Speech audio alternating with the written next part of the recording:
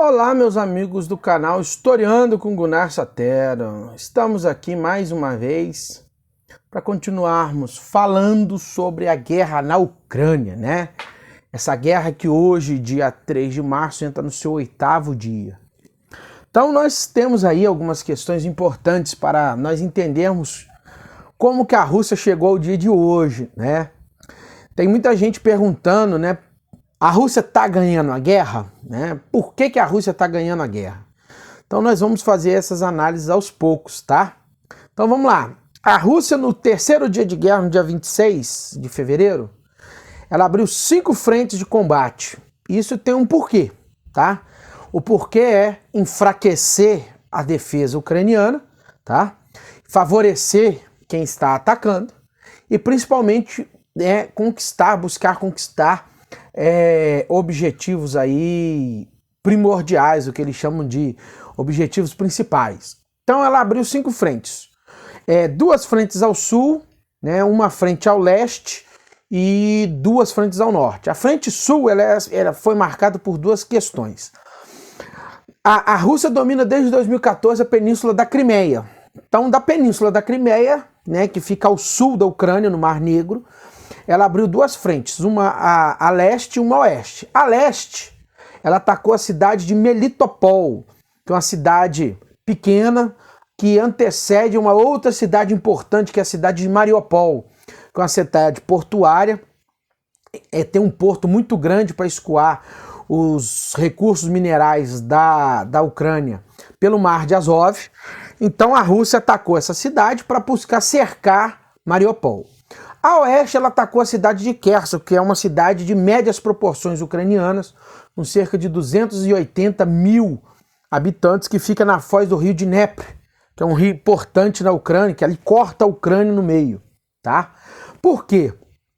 Ela atacando Melitopol e atacando Kherson, o que ela faz? Primeiro, ela enfraquece as defesas e ela busca tirar da Ucrânia o litoral que a Ucrânia tem. Em Odessa é o Mar Negro, e em Melitopol e Mariupol, principalmente Mariupol, o Mar de Azov. Então ela quer tirar o litoral da Ucrânia, a saída marítima, né, que do Mar Negro atravessa o Estreito de Bósforo e sai no Mar Mediterrâneo.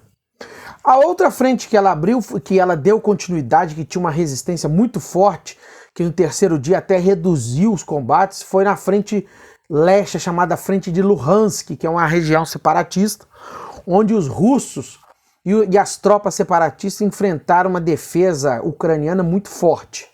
E a norte, ela bombardeou, né, a cidade de Sumy e Kharkov, ou Kharkiv, como alguns falam, que é a segunda maior, Kharkov é a segunda maior cidade ucraniana, com mais de 1,5 milhão de pessoas. E deu continuidade ao seu bombardeio usando mísseis de cruzeiro, né, atacando Kiev. E aí, nesse terceiro dia, saiu algumas coisas, né? Por exemplo, os ucranianos derrubando 2 aviões de transporte que iam tentar um assalto paraquedista em Kiev, tá? Matou cerca de 200 soldados russos, tá? E aí o que acontece? Nesse dia, no dia 26, o Zelensky, o presidente Volodymyr Zelensky, ele conseguiu, né, algumas medidas importantes, como por exemplo outros países cederem armas, como a Polônia, a Holanda, cedendo munição antiaérea, cedendo mísseis anticarros, mísseis antiaéreos para derrubar aeronaves. Por quê? As defesas principais ucranianas já foram derrubadas. E aí os Estados Unidos no terceiro dia anunciam um apoio, um esforço maciço de ajuda à Ucrânia, 250 milhões de dólares em ajuda geral e 350 milhões em suprimentos militares, né? Munição, armas, e outros países também, né? Preparando memorandos no terceiro dia sobre a mesma questão. E aí França, Reino Unido, Polônia começaram a se prontificar a ajudar. A questão é que nesse terceiro dia se observou que a logística da Rússia estava com problema, né? Estratégia e logística são 2 coisas diferentes. A estratégia é como você vai atacar e a logística é como você vai manter essas tropas em combate. mantendo suprimento de alimentos, suprimentos médicos, suprimentos de munição e principalmente veículos movimentando com combustível e tropas se alimentando. E aí começou a aparecer os primeiros problemas. Grandes filas de automóveis parados, soldados relatando que já estavam há 24 horas sem mantimento, sem rações militares. Kiev começou a receber um forte bombardeio de cruzeiro, né? O aeroporto de Gostomel, que fica em Rostomel, sendo atacado, né, com conflitos entre russos e ucranianos. E aí a luta continuando no sul, continuando lá em Kherson, o cerco a Mariupol cada vez se ficando mais duro. E aí o que acontece? Vem uma ordem do Kremlin, que é para atacar com força total no dia 27, que é um domingo, força total, um ataque total com todas as forças. Por quê? A Rússia começou a sofrer sanções. Uma das principais sanções que ela sofreu foi a exclusão do sistema SWIFT, que é um sistema de comunicação bancária, né, que permite aos bancos realizarem negociações e transações financeiras de alto padrão. Então, com isso, começa a atingir a população russa, começa a atingir a economia da Rússia, né? E, ao mesmo tempo, a Ucrânia começa a buscar, né, cada vez mais ajuda no exterior, com dinheiro, munições anti-carros blindados, munições antiaéreas, e cada vez mais essa logística mostrando que estava complicada, né? A Rússia perdendo aí importantes pontos nessa estratégia de ataque. O quarto dia, ele foi marcado, já no domingo, foi marcado por uma continuidade desses ataques, tá? Essas frentes todas atacando, a Rússia atacando um distrito já de Kiev, né? Os ucranianos chamam Kiev de Kiev, né? Principalmente o distrito de Obolon, que foi um distrito muito atacado, o bombardeio do distrito de Bucha, tá? E aí a Rússia redobrou a ofensiva sobre Kharkiv e sobre Sumy, tá? Avançando nas direções de Mariupol, cercando. No quarto dia foi assim, um cerco em Melitopol foi muito grave. O combate rua a rua, a guerra urbana já tinha começado, começou na madrugada de sábado para domingo, né?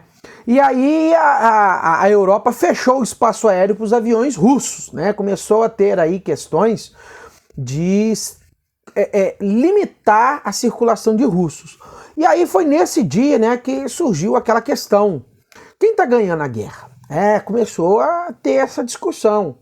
Está ganhando quem ataca, como os russos, que tem a prerrogativa da surpresa, de onde atacar, como atacar e quando atacar, ou os ucranianos que estão ficando marcados por essa defesa.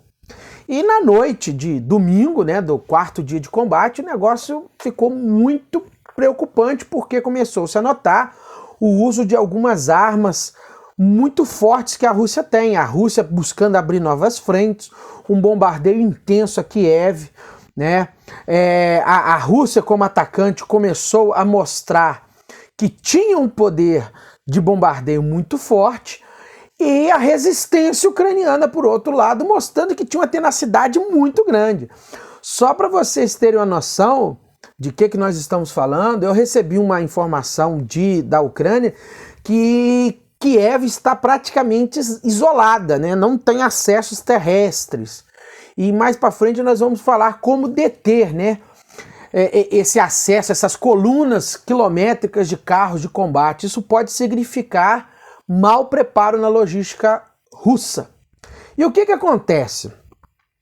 No quarto dia houve uma desaceleração no ataque, né? A Rússia teve que dar uma reduzida na velocidade. E aí, por causa de quê? Falta de suprimentos. E isso nós vamos falar aí mais à frente.